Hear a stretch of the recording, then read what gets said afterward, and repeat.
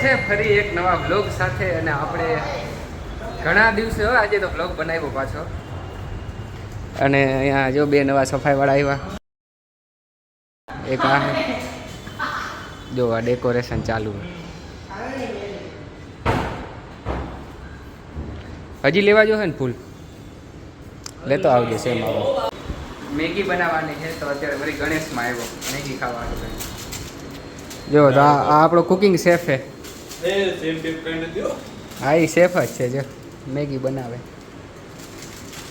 તો બોલો મેગીમાં કેવી રીતના બનાવવાની રેસીપી બોલાવો સૌપ્રથમ આપણે મેગી લેવાની ફોનમાં વાત કરી આપીએ તમને હા બોલો ફોન તો કરજો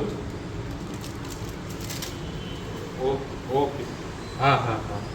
હા આટલા લંબાણી નહીં ફોન નથી આવતો હલો હજી ફોન ચાલુ જ છે કપાઈ ગયો હા તો હવે બોલો તો સૌપ્રથમ આપણે આ લેવાનું મેગી પછી એની અંદરમાં આવે મસાલો ફ્રી ડુંગળી ટમેટા નાખવાના ના નથી નાખો તેમ કહેતું નથી પણ પૂછતો નથી કહું છું હા તો મેગી મસાલા ડુંગળી ટમેટા મરચું ધાણા ભાજી એ બધું નાખવાનું બરાબર છે એ બધું નાખવું પછી એને અલગથી ફ્રાય કરવાનું એને અલગ ફ્રાય કરી પછી આ જ રીતે કેવું થઈ જાય મોટું મોટું ઉભરાઈ જાય હા ઉભરાઈ જાય નહીં મોટી મોટી ફરી થઈ જાય હા પછી એને અહીંયાથી તેલ વાળું ઉપાડીને મામા નાખી દો એમાં નાખી દો હલાવવાનો મસ્ત વઘાર જેવું પછી ખાવાનું મેગી જાજી ના ખવાય આજ મહિનોથી પછી આજ બનાવી ખબર છે હા બહુ મેગી જાજી ન ખવાય ખાલી ડેઈલી એક ખવાય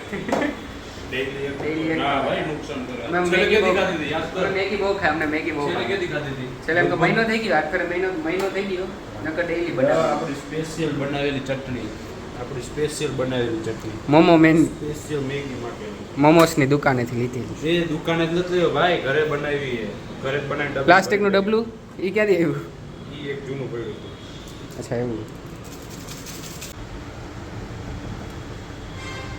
અહંકાર સ્વામી તો ટમેટા અને મસાલો નાખી દીધો એમને મસ્ત બની ગયો આ મેગી ખાવા માટે છે ને લોકો વિદેશથી આવે અમેરિકા દુબઈ અફઘાનિસ્તાન कुछ ज़्यादा हो गया कुछ ज़्यादा हो गया પહેલા હું હિન્દી બોલું ભાઈ ક્યારેક હિન્દી ગુજરાતી મારે નક્કી નથી રહેતું વિદેશથી લોકો કાંઈ ને ના ખાવા આવે બોલો એવા લાખ રૂપિયા નાખીને અહીંયા કોણ આવે આવી રીતના આવી રીતના થાય આવી રીતના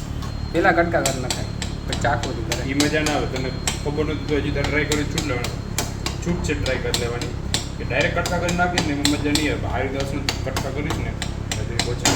આવું તમને અહીંયા જ જોવા મળશે બીજે ક્યાંય નહીં જોવા મળે હમ પાગલ હે ભૈયા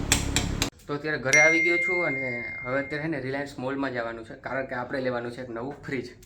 આપણે અત્યારે જો આ ફ્રીજ વાપરતા હોય બસ આ બહુ વાપર્યું આ લગભગ 5 થી 6 વર્ષ થઈ ગયા આ ફ્રીજ વાપર્યું હવે એક નવું ફ્રીજ લેવાનું છે આપણે બધી વસ્તુ સેમસંગની વાપરીએ તો ફ્રીજ પણ સેમસંગનું જ લેવું હોય એટલે પહેલાં રિલાયન્સ મોલમાં જાશું ત્યાં જોશું કયું ફ્રીજ છે બસ પછી આગળનો બ્લોગ રિલાયન્સ મોલમાં કન્ટિન્યુ કરું કેટલા માળી ખબર છે બીજા માળે નથી બીજા માળે હવે ફ્રીજ લેવા આવી ગયા છે તમારું ફ્રીજ મારું નવું ફ્રીજ તમારું નવું ફ્રીજ લેવા આવી ગયા તો રિલાયન્સ મોલમાં યુટ્યુબની ઇન્કમમાંથી મારી ઇન્કમમાંથી 1 લાખ રૂપિયા મળ્યા તો ગ્રાઉન્ડ ફ્લોરમાં લેવા આવી ગયા જો આપણે સેમસંગનું ને આ લેવું હોય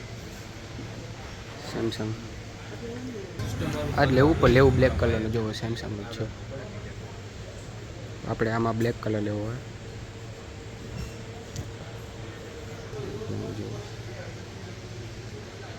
કેમેરામાં હજી એટલી ખબર નહીં પડતી હોય પણ આજનું વાતાવરણ બહુ ખતરનાક છે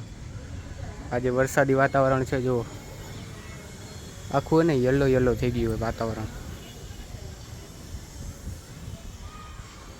આજે મને લાગે રાતે આવશે ફૂલ વરસાદ જો કેવું વાતાવરણ આ બાજુ હોય ને બહુ હોય તો હા આજે ડે 3 અને ફ્રીજ આવવાનું હતું તો ફ્રીજ તો આવ્યું નહીં આજે રવિવાર હતો ને એટલે કેન્સલ થઈ ગયું ખબર નહીં બંધ થઈ છે રિલાયન્સ માટે એટલે ફ્રીજ આવવાનું છે કાલે અને આજે ડે 3 કમ્પ્લીટ થાય છે. આજે ડે 4 અને વરસાદ જુઓ.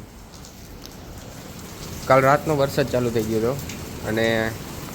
આપણે આ ઘાસનું હોય ને એ સાઈડમાં રાખી દીધું કારણ કે વાથી એને પાણી જાય એટલે. જૂનું ફ્રીજ વયું ગયું અને નવું ફ્રીજ હવે આવશે. જે આપણી સામેની આ સ્કૂલ છે શિશુ મંદિર, હું આમાંથી જ ભણ્યો હું. અને આ રહ્યું ફ્રીજ, જે જૂનું ફ્રીજ હતું એ વયું ગયું. તો ફ્રીજ આવી ગયું છે અને ઘરમાં અને સીડીએથી ચડાવવું બહુ અઘરું પડ્યું. તો લગભગ કેટલી કલાક એક થઈ અને ફ્રીજને ઉપર ચડાવતા. જો તો આ બ્લેક કલરનું સેમસંગનું ફ્રીજ આવી ગયું. તો કેરલાનું આપણે આ મેગ્નેટ પર લગાડી દીધું.